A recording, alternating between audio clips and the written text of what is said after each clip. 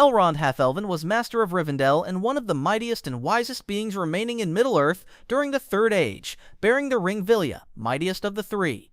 His heritage combined all the great lines of elves and men, being descended from Thingol and Melian, Turgon, Feanor's line through marriage, and the houses of Hador and Haleth, giving him a nobility that exceeded kings. He had lived through 3 ages of the world, witnessing the fall of Beleriand, the defeat of Sauron, and the decline of both elves and men, accumulating wisdom that spans 6,000 years. Vilya, the Ring of Air, granted him power over healing and preservation, allowing him to maintain Rivendell as a sanctuary where time seemed slowed and evil could not enter unless he willed it. His healing abilities surpassed all others in Middle-earth, able to cure wounds both physical and spiritual that would defeat lesser healers, including the Morgul wound that nearly destroyed Frodo. As Herald of Gil-galad, he stood with the High King at the siege of Barad-dûr and witnessed Sauron's defeat, being one of only 2 survivors who entered Mount Doom with Isildur. His lore mastery encompassed languages both living and dead, histories forgotten by others, and understanding of the music of creation that gave him insight into the patterns of fate. The Council of Elrond demonstrated his ability to guide disparate peoples toward common purpose, using wisdom rather than force to unite representatives of all free races. His foresight, inherited from his ancestor Melian the Maya, allowed him to perceive possible futures and guide others along paths that led to hope rather than despair.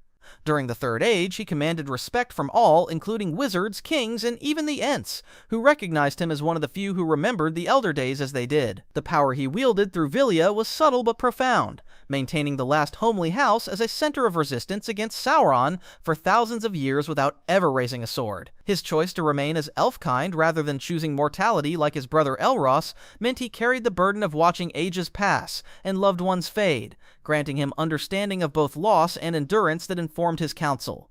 Gandalf the White was the enhanced form of the Maya Olorin after his resurrection by Ilúvatar himself, returning with power and authority that exceeded his previous Grey incarnation exponentially. As Olorin, he had dwelt with Nienna learning pity and patience, with Manwë gaining wisdom, and with Varda understanding light, making him uniquely prepared among the Istari for his mission. His resurrection came with removal of the limitations placed on the Istari, allowing him to access more of his true Maya nature while remaining in physical form. He could now break Saruman's staff with a word, cast out possessing spirits like he did with Theoden, and command light that could pierce any darkness or deception. His confrontation with the Witch King at Minas Tirith showed him standing as the sole defender of the gate, his power alone preventing the Lord of the Nazgul from entering until the Rohirrim arrived. The flame of Anor he wielded was not mere fire, but the secret fire of creation itself, the same power Ilúvatar used to give life to the world, making him a literal servant of the Creator's will. During the Battle of the Pelennor Fields, his presence alone could rally broken armies and restore hope to the desperate, his staff shining with light that strengthened good and weakened evil. He demonstrated ability to perceive events across vast distances, knowing of Frodo's progress despite hundreds of miles of separation, showing his consciousness operated beyond normal physical limitations. His true form, glimpsed briefly by Gimli and Fangorn, was described as a radiant being of white light wrapped in mortal flesh, revealing his angelic nature barely contained. Against the Balrog of Moria, he fought for 10 days straight from the depths of the earth to the peak of Xaroxagil, finally destroying a being of similar Maya origin through superior will and purpose. The enhancement of his power included authority over other Istari, as demonstrated when he expelled Saruman from the Order and broke his connection to their mission. His wisdom now encompassed not just knowledge but direct divine guidance, knowing exactly what must be done to achieve victory even when the path seemed impossible. The transformation from grey to white involved more than just increased power, as Gandalf's very essence was restructured by Ilúvatar to serve as a direct intervention in the affairs of Middle-earth. His memory of his time as Gandalf the Grey was initially fragmented, requiring conscious effort to recall his former name and relationships, showing the profound nature of his resurrection. The white robes he wore weren't merely symbolic, but were woven from light itself, providing protection against both physical and spiritual attacks that would have destroyed his previous form. His new staff was carved from a fragment of the Two Trees wood preserved in Valinor, making it a conduit for the ancient light that preceded the sun and moon. When he exorcised Saruman from Theoden, he didn't simply break an enchantment, but literally pulled Saruman's spirit through space, forcing a confrontation across hundreds of miles. His ability to call Shadowfax Lord of all Horses demonstrated dominion over the animal kingdom that exceeded even Radagast's connection to beasts. The prophecies he spoke weren't predictions but certainties, as his enhanced connection to Iluvatar allowed him to see the threads of fate as they were woven. During his return to the Fellowship, the light that emanated from him was so intense that Legolas initially believed he was seeing a vision rather than a physical being. His confrontation with the mouth of Sauron showed his ability to pierce through lies and illusions instantly, seeing truth even when it was wrapped in layers of deception. The power he wielded at the Black Gate wasn't primarily martial but spiritual, his presence preventing the assembled forces of good from being overwhelmed by the despair that Sauron projected. His understanding of the ring's nature was complete, knowing not just its powers but the exact moment it would be destroyed, timing his actions to coincide with that predetermined instant. Radagast the Brown was one of the 5 Astari sent to Middle-earth, a Maya of Yavanna who retained his deep connection to nature and all living creatures. His power specialized in communion with animals and growing things, able to speak with birds, beasts, and even the trees themselves in their own languages. He could call upon the aid of any creature within miles of his presence, from the smallest insect to the great eagles, all of whom recognized him as a friend and protector.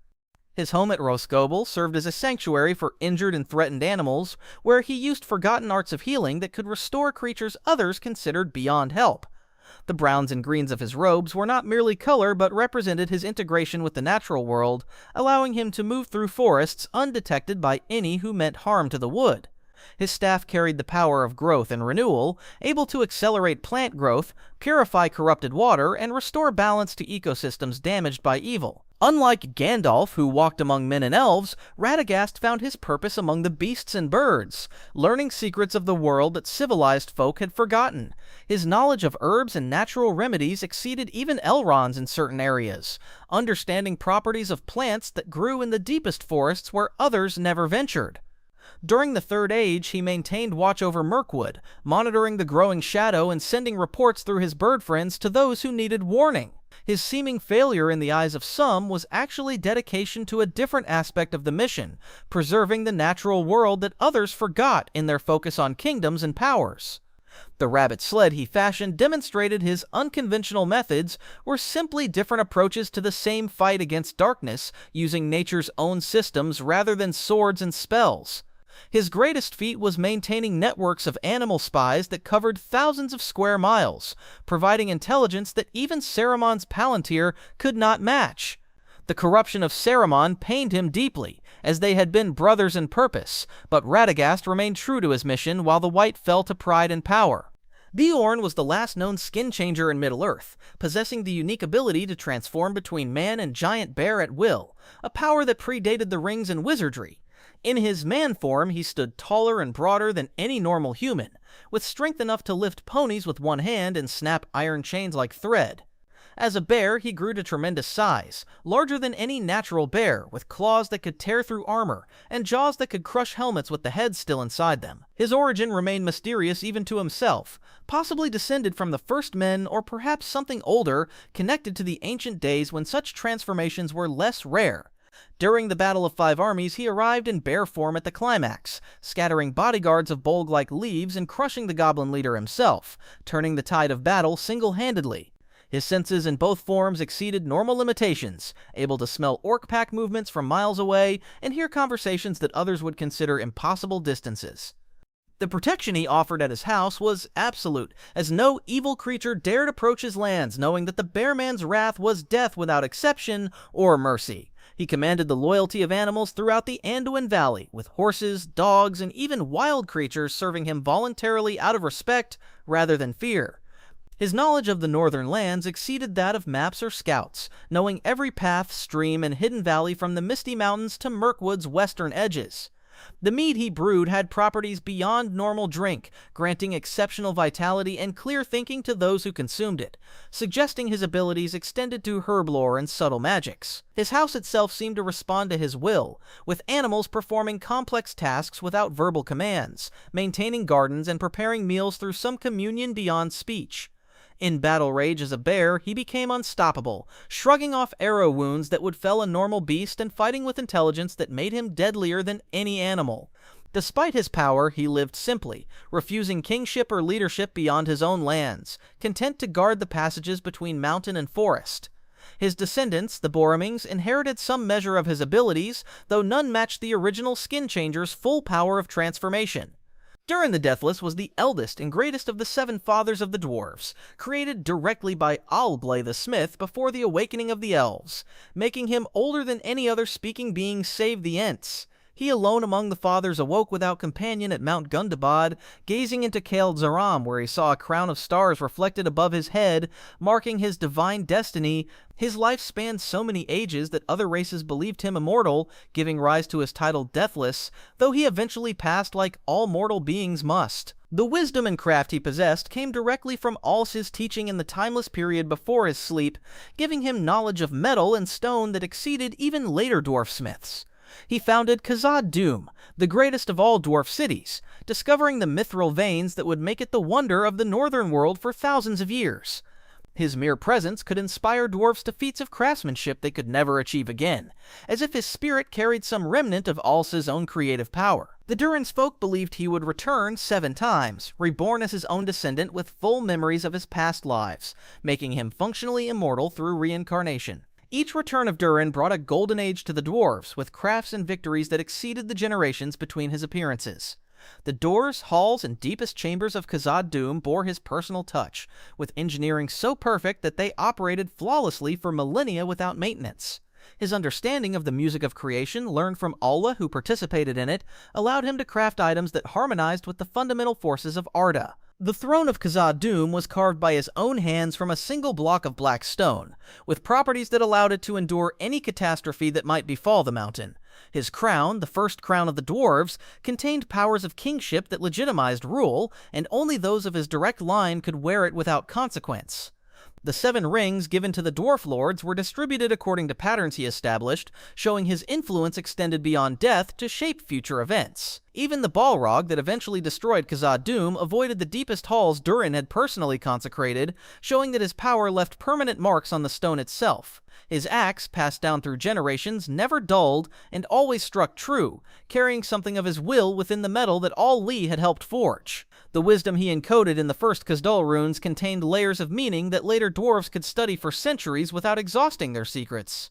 During his first life, Durin walked Middle-earth for so long that he witnessed the rising and setting of countless mortal kingdoms, learning their crafts and teaching them stonework in return.